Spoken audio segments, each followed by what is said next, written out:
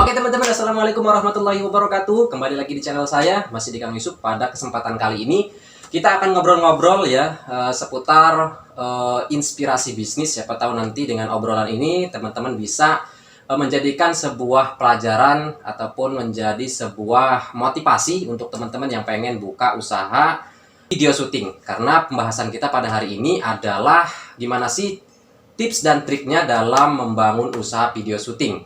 Oke, kita langsung saja dengan sahabat kita ini dengan Mas Adis. Nah, jadi dengan Mas Adis ya, kita akan ngobrol-ngobrol seputar dunia syuting.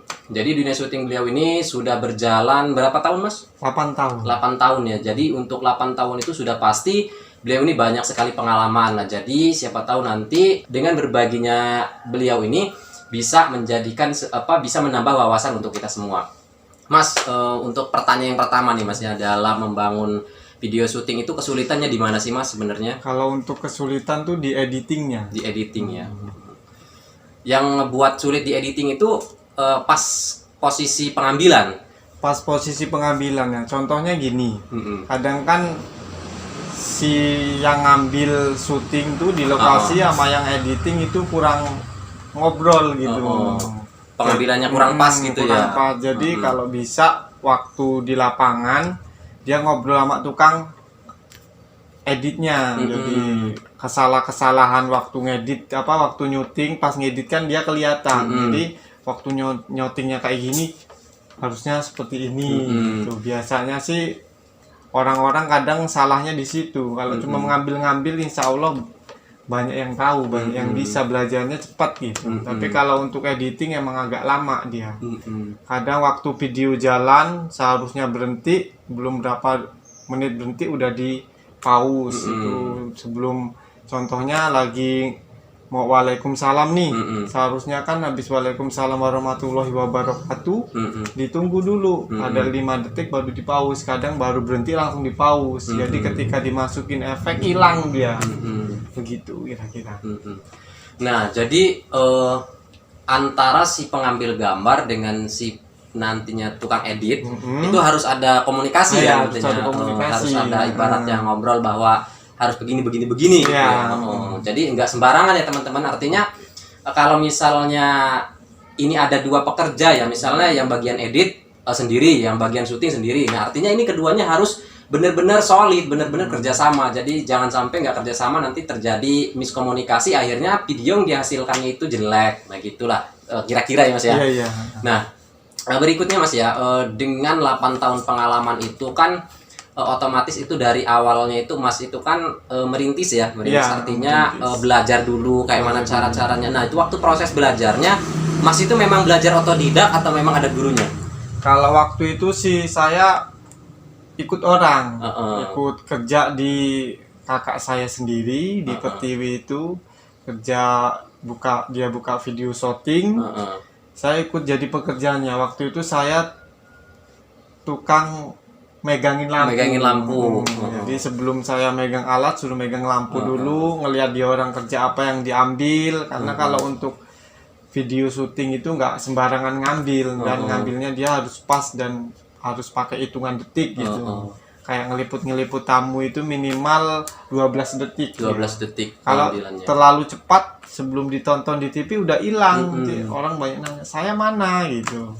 Rata-rata gitu. Dulu ikut kakak sekitar 2 tahun. 2 tahun.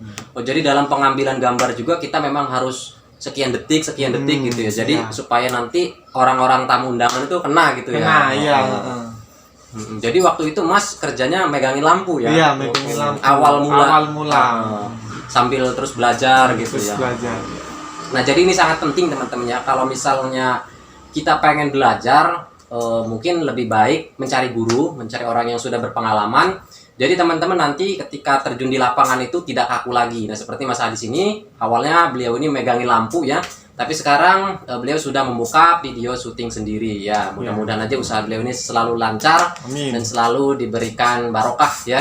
Nah, Mas Adis, ngomong-ngomong masalah pengalaman ya dan juga video syuting, otomatis kan kita harus memiliki alat-alatnya tuh ya. Nah, jadi dalam pengambilan video syuting itu kan otomatis alatnya itu harus mungkin yang gimana ya supaya konsumen tuh nggak kecewa lah ya. Nah, jadi Kalau Mas Adi sendiri, kira-kira alat-alatnya itu pakai apa sih Mas supaya hasilnya maksimal? Kalau untuk syutingan aku pakai Sony. Dia Pakai Sony HD 2500. Mm-mm. Ada yang versi di bawahnya, ada yang 1500, yang 1000. Kalau yang 1000 itu gambarnya dia belum full HD. Jadi gambarnya kalau di TV itu kurang bagus lah. Tapi kalau yang 1500 dia hampir sama HD yang 2500, cuman kelemahannya di volume. Kadang volumenya dia lagi nyuting nggak ke detect dia, kadang nggak masuk, kadang ininya jalan nggak taunya di syutingannya nggak ada suaranya. Itu sering kali terjadi. Makanya kita nggak pakai alat yang 1500, makanya yang MC 2500 Sony. Sony. Oh, jadi kalau misalnya pakai alat-alat yang ini kadang suaranya Suaranya nggak ada gitu ya? Kadang waktu ngerender dia korup dia.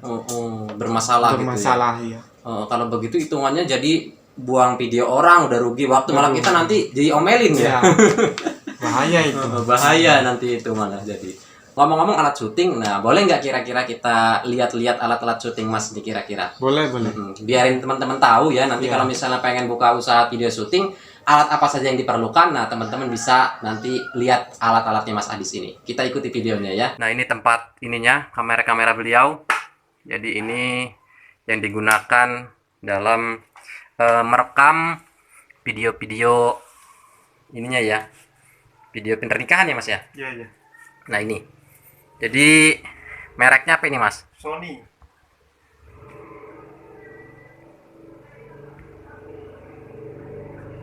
Mereknya Sony. Nah jadi teman-teman yang MC 2500.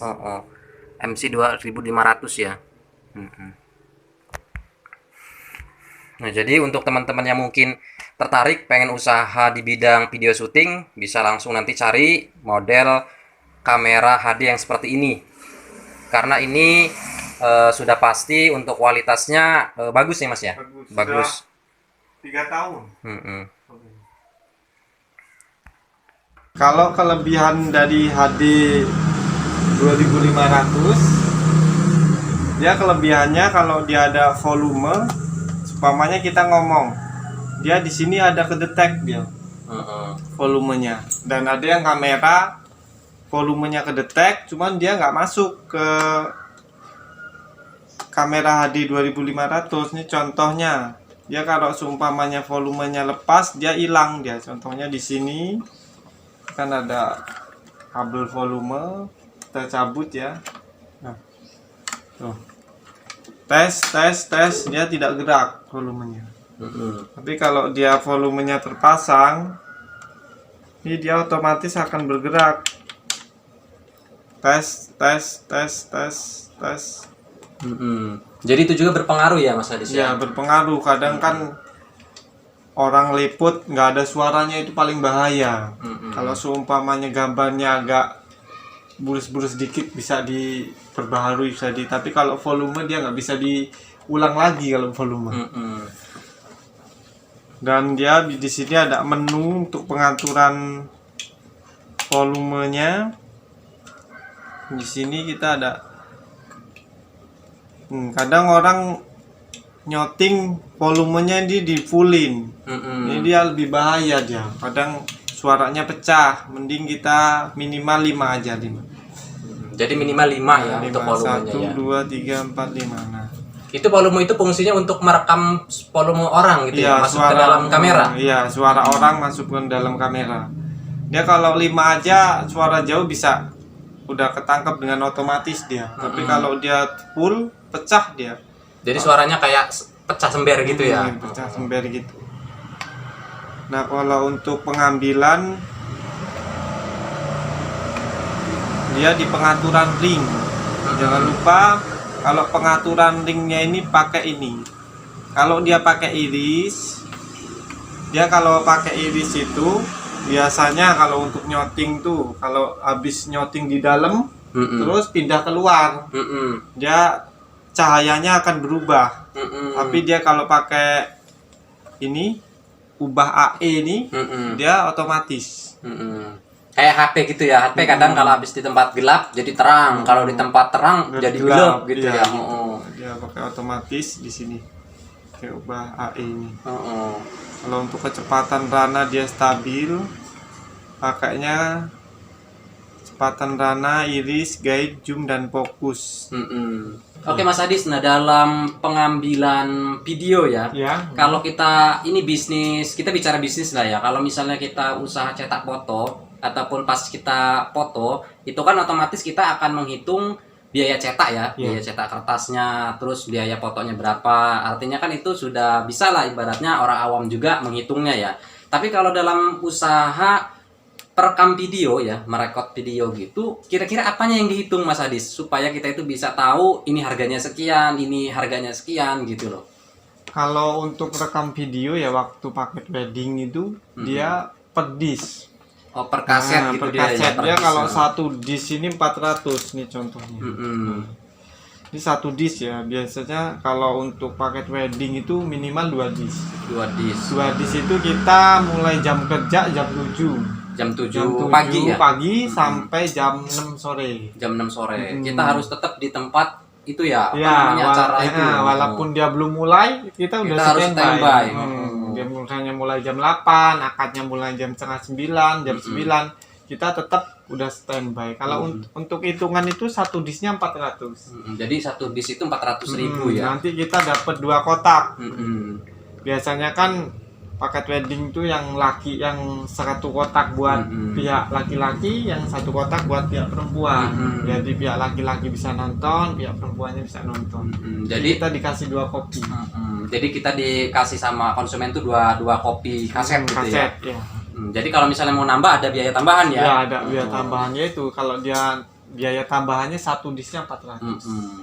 Jadi hitungannya per kaset ya, per disk kalau untuk disk, video ya, shooting. untuk video shooting. Nah itu kan untuk shooting ya. Nah kalau untuk foto, selain kita itu hitung biaya cetaknya, terus itu biaya pengambilan gambar ya, itu dihitung nggak sih kira-kira biaya seperti itu? Kalau untuk foto dia satu rollnya 300. Oh, perhitung di roll, satu roll itu kira-kira berapa foto? 40 foto. Nanti yang dicetak ukuran 4R 40, biasanya kita free 10R 2. Kita gratisin ya. 10R-nya 2 sama dapat album plus file. Filenya dia di DVD, di CD. Tergantung kapasitas filenya. Nah, jadi untuk teman-teman yang pingin belajar mengenai bisnis video syuting ini, nanti bisa langsung saja ya tanya-tanya dengan Mas Hadis ini.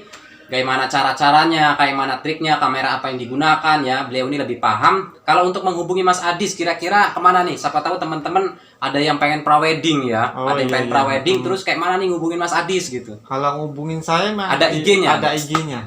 IG-nya namanya Dayat Adis. Dayat Adis ya, IG-nya Dayat Adis. Nah, untuk teman-teman tuh perlu dicatat ya. Jadi kalau misalnya pengen tanya-tanya apa, silakan hubungi IG-nya Mas Adis ini, Dayat Adis ya.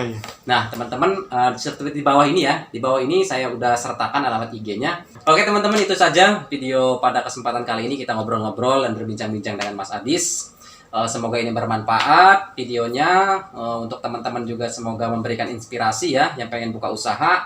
Itu saja. Wassalamualaikum warahmatullahi wabarakatuh.